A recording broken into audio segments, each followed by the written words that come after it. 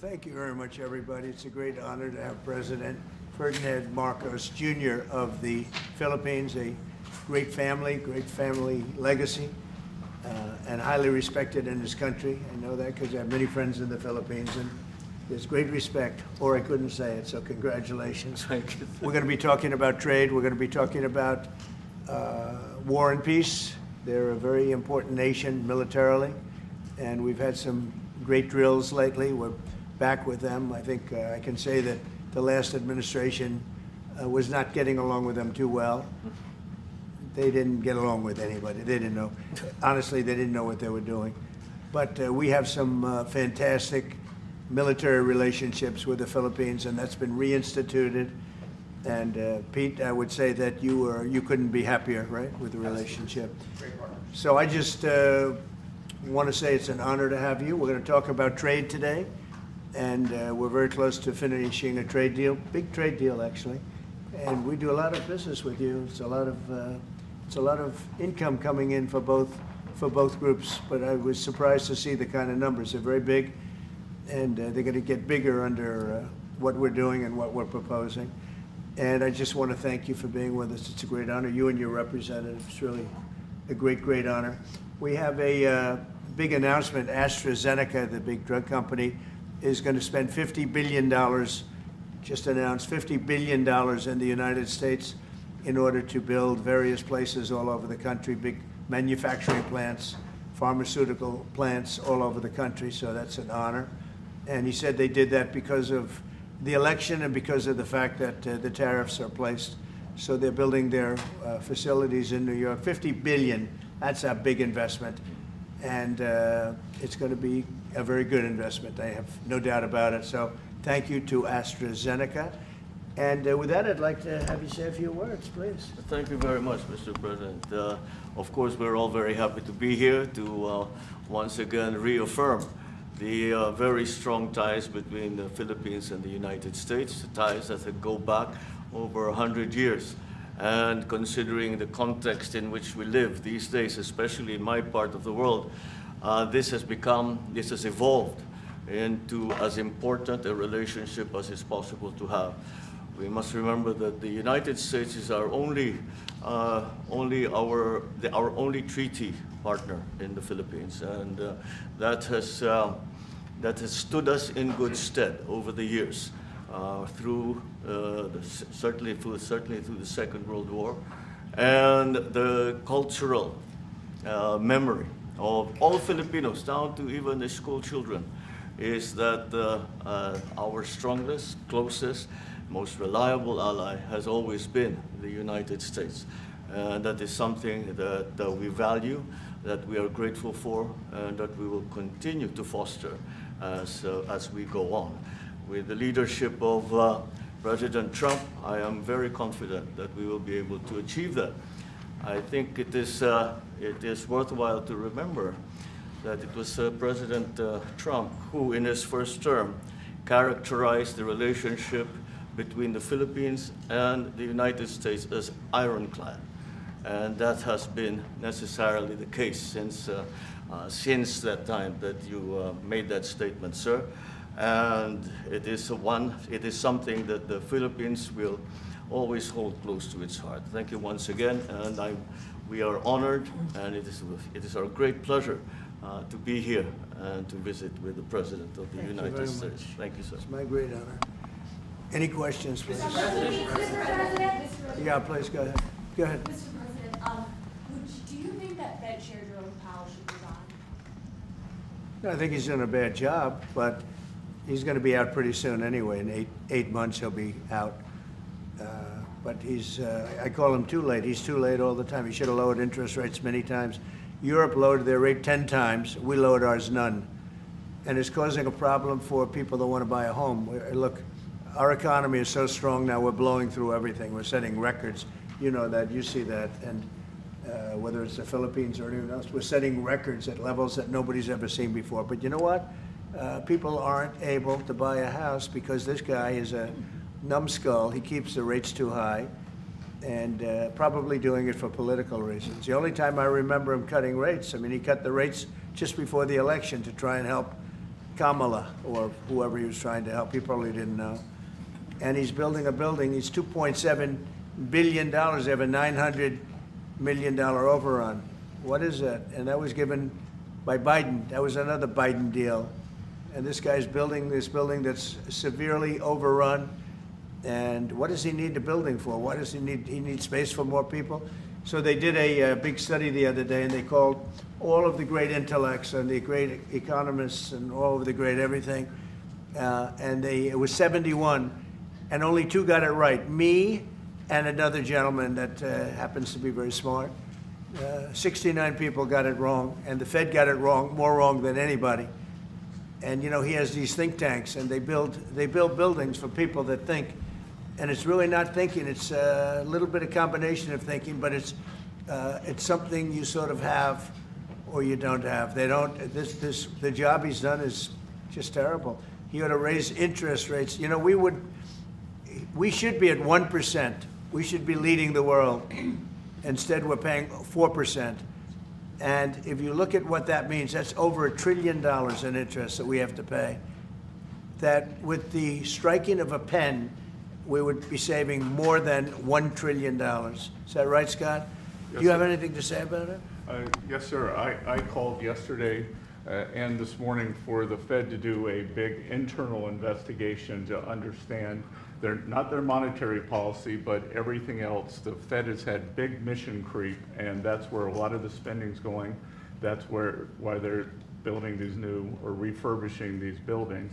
And I think they got to stay in their lane. And I think that based on the way they cut rates last fall, they should be cutting rates now. It's inconceivable, I know the Fed very well, that they can be spending $2.7 billion to build a building. They don't do anything. It's the greatest job. You show up one day, a half a day, you make a little speech, the economy's doing well, the economy's not doing well, we're gonna raise interest. And he's got it wrong. That's why I call him too late, T-O-O, too late. And it's really too bad. But it is affecting people that want to buy houses, and that shouldn't happen. And Mr. President. And you know, he should lower them. Those rates should be 3 points lower. That's what they should be, 3 points lower, maybe more than that. Mr. President, I would like to ask both for you Yes. one person. Mr. President Marcos, next year, Philippines is going to be the rotating chair of ASEAN. I wonder how do you plan to balance your relationship between the United States and China? And for President Trump, Kremlin yesterday said if you are going to Beijing in September, they wouldn't rule out a meeting between you and President Putin. Is such a meeting possible? And how soon do you plan to visit China? Well, we have a lot of meetings possible. President Xi has invited me to China, and we'll probably be doing that in the not too distant future, a little bit out, but not too distant. And I've been invited by a lot of people, and we'll make those decisions pretty soon. Please. Next side of the. Well, as you say, we are chairing ASEAN for 2026. There is no need, in a sense, to balance, as you characterize as, to balance our relationship between the United States and China, simply because our foreign policy is an independent one, and we are essentially concerned with the defense of our territory and the exercise of our sovereign rights. Now, whether we do this not alone, we need to do this with our partners. And again, our strongest partner has always been the United States. But of course, we are trying to form coalitions and multilateral relations so that those like-minded nations who share the same values as we do, who hew to international law, most specifically the UNCLOS, present that position very clearly to anyone who has intentions of unilaterally changing the world order, and that is how we are guided in that. And I don't mind if he gets along with China, because we're getting along with China very well. We have a very good relationship. In fact, the magnets, which is a little complex piece of material, but the magnets are coming out, very well. They're sending them in record numbers. We're getting along with China very well, and I don't mind if the president dealt with China, if that's meant, because I think he has to do what's right for his country. I've always said, make the Philippines great again. Do whatever you need to do, but you're dealing with China wouldn't bother me at all. No, well, now it is something that we have to do in any case, Yeah. and certainly that. When are you coming to the Mr. Philippines? President, do you support the Justice Department seeking a new interview with Ghislaine Maxwell? Did you urge the Attorney General to seek? I don't know anything about it. They're going to what? Meet her? Your Deputy Attorney General has reached out to Ghislaine Maxwell's attorney, asking for a new interview. Yeah, I don't know about it, but I think it's something that sounds appropriate to do, yeah. Do you have any concern that your Deputy Attorney General, as your former attorney, would be conducting the interview, given? No, I have no concern. He's a very talented person. He's very smart. I didn't know that they were going to do it. I don't really follow that too much. It's sort of a witch hunt, just a continuation of the witch hunt. The witch hunt that you should be talking about is they caught President Obama absolutely cold, Tulsi Gabbard.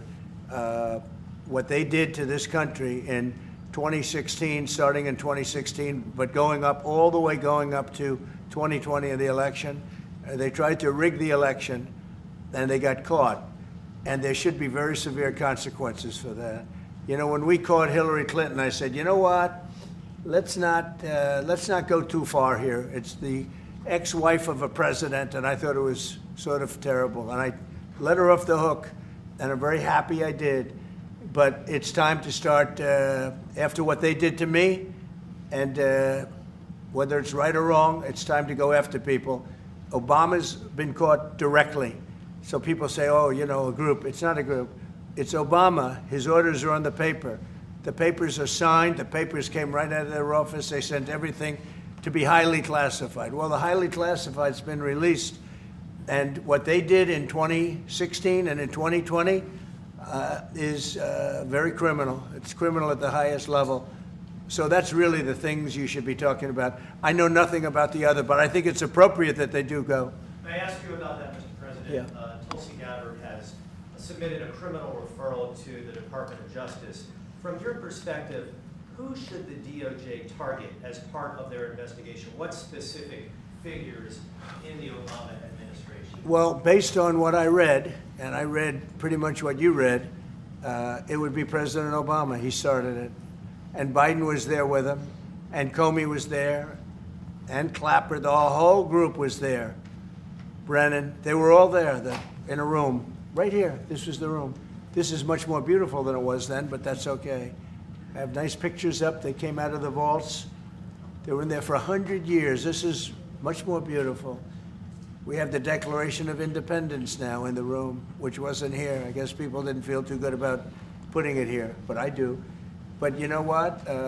If you look at those papers, they have them stone cold, and it was President Obama. It wasn't lots of people all over the place. It was them too. But the leader of the gang was President Obama, Barack Hussein Obama. Have you heard of him? And except for the fact that he gets shielded by the press for his entire life, that's the one look, he's guilty. It's not a question. I like to say, let's give it time. It's there. He's guilty. This was treason. This was every word you can think of. They tried to steal the election. They tried to obfuscate the election. They did things that nobody's ever even imagined, even in other countries. You've seen some pretty rough countries. This man has seen some pretty rough countries, but you've never seen anything like it. And we have all of the documents.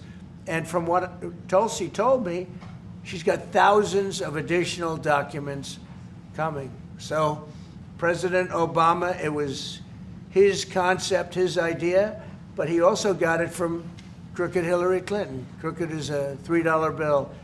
Hillary Clinton and her group, the Democrats, spent $12 million to Christopher Steele to write up a report that was a total fake report. Took 2 years to figure that out, but it came out that it was a total fake report. It was made up fiction. And they used that. Now, the one thing they weren't able to do was and probably the only thing I respect about the press in years is the press refused to write it before the election. They refused to put it in. The Steele report was a disaster. all lies, all fabrication, all admitted, an admitted fraud. She paid $12 million, and the Democrats, for that report to a wise guy named Christopher Steele. He wrote a phony report, and they wanted to get that report in before the election. And I'll tell you what, I talk about all the time, the fake news, how bad it is. But in this case, they wouldn't do it. They saw it, they read it, and they said, we don't believe it. And it was only after, substantially, like a month and a half after the election, that it got printed, and it was a big wisp. It was just like a bang of nothing, because the election had ended. If that report had gotten published by the New York Times or somebody, and I respect the Times for maybe only this, because they're crooked as you can be. They're a terrible paper, a crooked, corrupt paper. But for this one moment, they said, this is bullshit, we can't put this in. And neither could any other paper. Wall Street Journal's a lousy paper, very, very dishonest paper. As you see, I'm suing them for a lot of money because they do things very badly. It's got a nice name, but it's really, in my opinion, it's a terrible paper, and it can be corrupt. But just so you know, they didn't take the Steele report. It was the dossier. Remember the famous dossier? I called it the fake news dossier. The news wouldn't publish it. And I'm amazed. They had 2.5 months. It was finished, 2.5 months. That was supposed to be what was going to happen. And it got published a couple of months after the election. And frankly, nobody cared too much about it. But that was a big thing. No, we caught Hillary Clinton. We caught Barack Hussein Obama. They're the ones. And then you have many, many people under them. Susan Rice. They're all there. The names are all there. And I guess they figured they're going to put this in classified information and nobody will ever see it again, but it doesn't work that way. And it's the most unbelievable thing I think I've ever read. So you ought to take a look at that and stop talking about nonsense, because this is big stuff. Never has a thing like this happened in the history of our country. And by the way, it morphed into the 2020 race. And the 2020 race was rigged, and it was a rigged election. And because it was rigged, we have millions of people in our country. We had inflation. We solved the inflation problem. But millions and millions of people came into our country because of that. And people that shouldn't have been, people from gangs and from jails and from mental institutions, people that we don't want in our country, and people that we're getting out, dangerous people. 11,888 murderers, many of them 50%, more than 50%, murdered more than one person. I hate to say this with such a distinguished guest, but you know, they asked me a question. I got to answer the question. No, Barack Hussein Obama is the ringleader. Hillary Clinton was right there with him, and so was Sleepy Joe Biden, and so were the rest of them. Comey, Clapper, the whole group. And they tried to rig an election, and they got caught. And then they did rig the election in 2020. And then because I knew I won that election by a lot, I did it a third time, and I won in a landslide. Every swing state won the popular vote. But I won that all the same way in 2020. And look at the damage that was caused. How crucial is the ammunition hub? And how crucial is the ammunition hub that the U.S. plans to build in Subic and the Luzon corridor, considering that these will be built in areas that hosts strategic ports as well as military air bases? You're talking ammunition? Yes, the U.S. House Congressional Committee on Appropriations approved a budget. Well, it's very important. Otherwise, we wouldn't have approved it. Sorry? Yeah, it's very important. Otherwise, we wouldn't. We need ammunition. We're going to end up in a few months, we'll have more ammunition than any country has ever had. We're going to have more missiles than any country has ever had. We're going to have all the speedy missiles. We'll have the speedy ones, the slow ones, the accurate ones, the ones that are slightly less accurate. We have everything. But we will have more ammunition than any country has ever had. It's very important to me. Okay. Go ahead, please, Red. Sir, when you say that you're close to making a trade deal, what gaps remain? And for President Marcos, sir, I was just wondering, do you not think that perhaps the Philippines hosting U.S. missile systems could be considered escalatory by China, especially because they can strike defensively by China? Thank you. Well, it's an honor to be with this gentleman. You know, I've known him, and I've known his family, actually, but I've known him. And I assume you're from the Philippines? Are you from the Philippines? Yes, sir. That's good. You're very lucky to be from the Philippines, right? It's a great place. But we're going to have a very good relationship. I mean, I know you had some problems with another president, and it was not your fault. It was the president's fault. And the country was maybe tilting toward China, but we untilted it very, very quickly. But you know, you had a country that was tilting toward China for a period of time, and I just don't think that would have been good for you. You can deal with China, you should deal with China, but when I got elected, everything changed and they came right back to us. Say it again? Yeah, Brian, go ahead. Oh, Mr. President, I just wanted to piggyback off the Sorry, I had a housing. question to President Marcos. I'll let you- Yes. I'm sorry, what was the question again? It was about whether having U.S. missiles hosted in the Philippines could be considered escalatory by China. All of the, what we consider part of the modernization of the Philippine military is really as a response to the circumstances that surround the situation around the South China Sea and now what we used to refer to as Asia Pacific, which we have expanded now to the Indo-Pacific. And if we would certainly, like in any kind of military spending, we would wish that it wasn't necessary, but it is. And so that is what we are doing. And as an adjunct to the question about the ammunition production, this is actually the United States is assisting the Philippines in what we call our self-reliance defense program, which is to allow us to be self-reliant and to be able to stand our own 2 feet, whatever the circumstances that occur in the future. And that the reason that we have encouraged more interaction with the United States is because it is necessary. And it is not just with the United States. It is with all our neighboring countries and even countries as far afield as the Scandinavian countries, the EU. And so this is an ongoing process. And again, I will stress the point that we do this because we feel it is necessary. And don't forget, just as tantamount to what you're asking, the Philippines were loaded up with ISIS and a lot of terrorists, and they were at very, very dangerous point. And during my administration, we went in and we wiped them out, working with the Philippines, but we wiped them out. But if we didn't go in, I don't know what would have happened. I don't know who would be your president right now. But we spent a lot of time and a lot of talent on going into the Philippines and wiping out terrorists. They had a tremendous problem during my administration. And we cleaned it up, we got them out, and now you really have a good, solid country again. I believe so, yes. How can you be more confident, sir? Mr. President, I want to follow up on the housing question. Yeah. We've got no tax on tips, no tax on overtime, no tax on Social Security. How important is it we have no tax on home sales, capital gains, to unleash the housing market in this country? Well, we're thinking about that, but would also unleash it just by lowering the interest rates. If the Fed would lower the rates, we wouldn't even have to do that. But we are thinking about no tax on capital gains on houses. And I'm very impressed that you asked that question because nobody knew that. Well, How did you find that out? That's very. I wonder why there's so I'm very close to There's a that. leaker. There's a leaker. I've also got a question. I find it a very interesting world that we know more about two people at a Coldplay concert just hours after that viral video than we know of Thomas Crooks 1 year after attempting to assassinate you.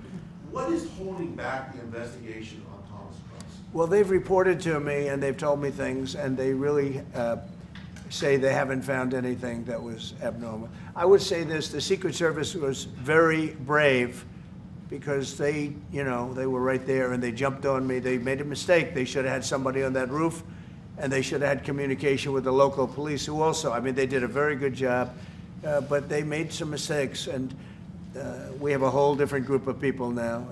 I don't think anything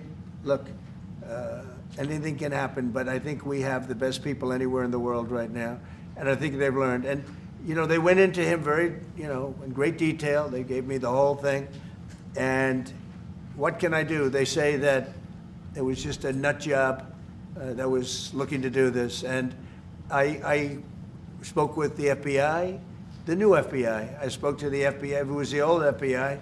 I wouldn't have believed a thing they said, because the old FBI under Comey was crooked as hell. He was one of the most crooked. Everybody should read the Horowitz report. Unfortunately, Bill Barr didn't use it.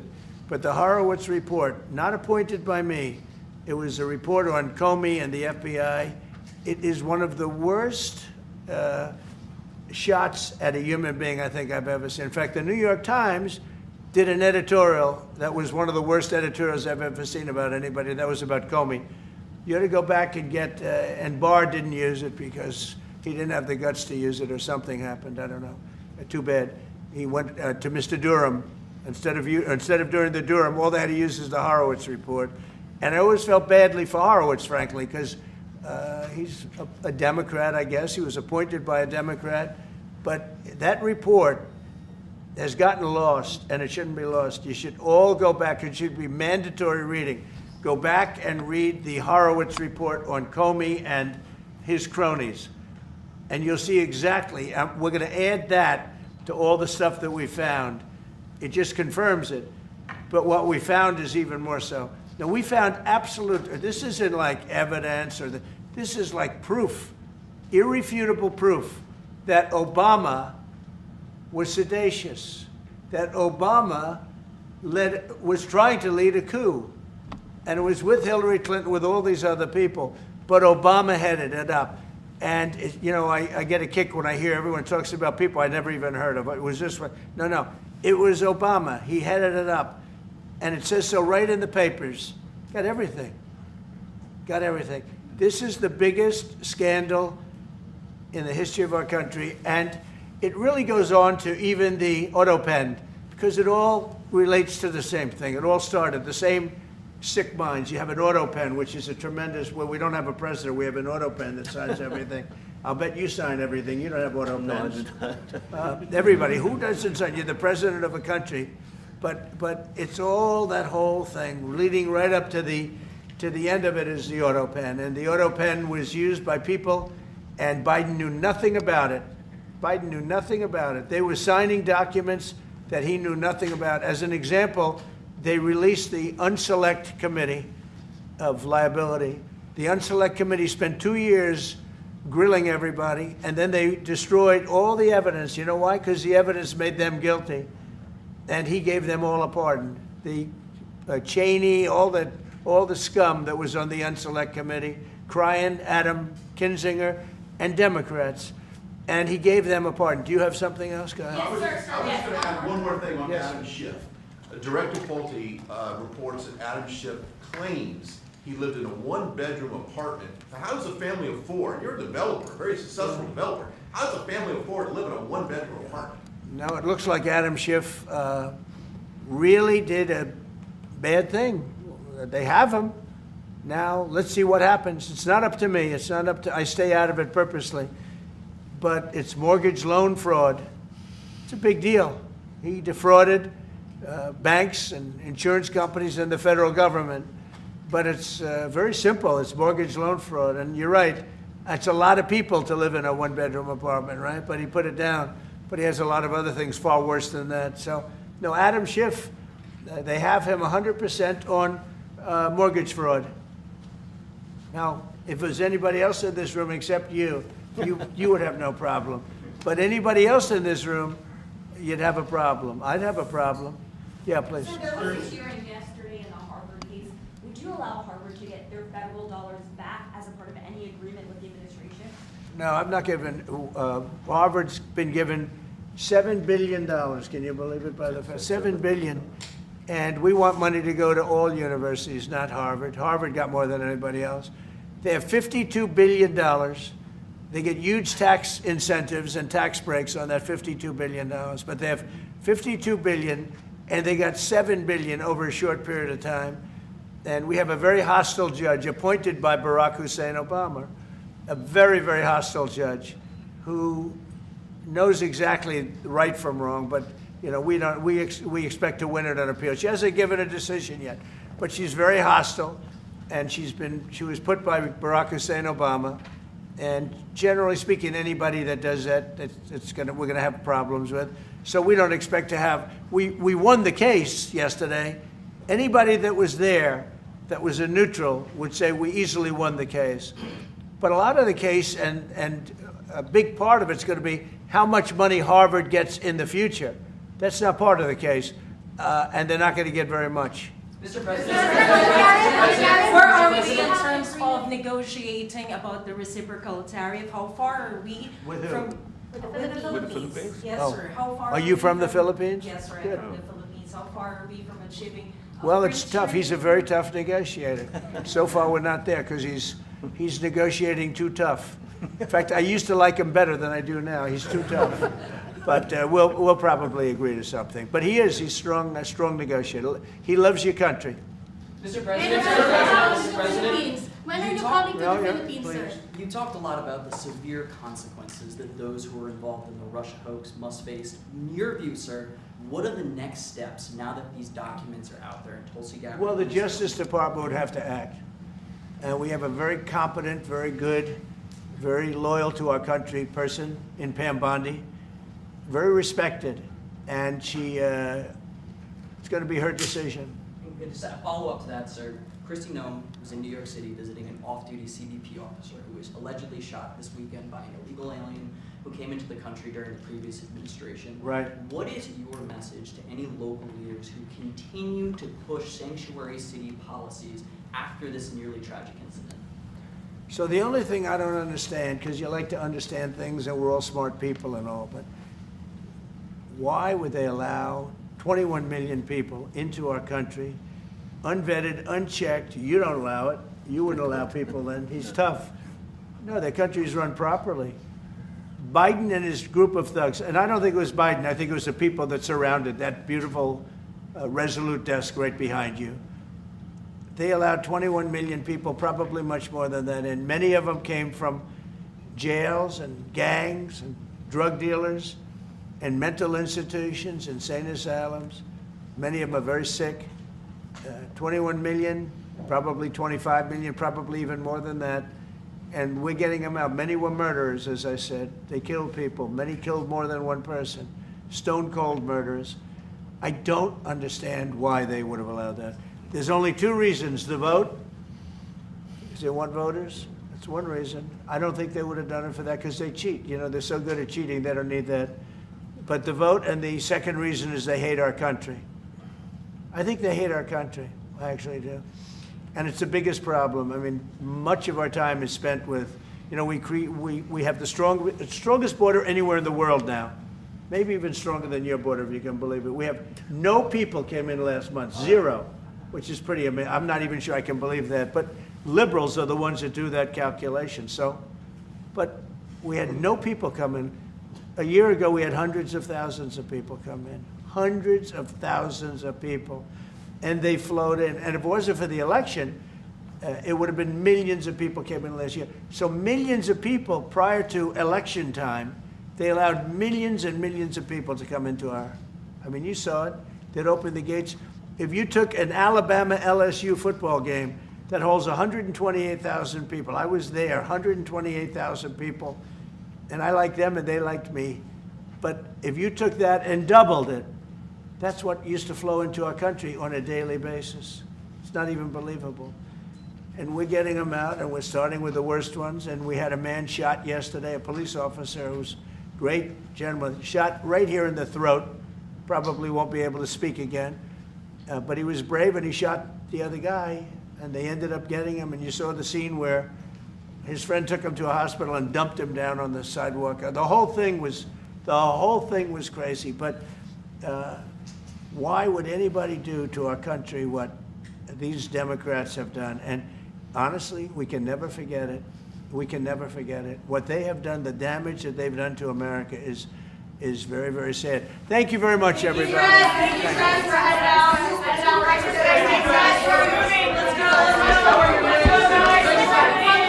Thank you, guys. Come on, start moving from the door. Thank you, guys. Thank you, guys. Thank you, guys. How's your health? Thank you, guys. Thank you. Come on. How's your health? Let's go, guys. Thank you. Work on the trade deal. Thanks, guys. Keep going. Really take to work on the trade deal. Thanks, guys. Let's go. Thank you. All right, guys, keep going.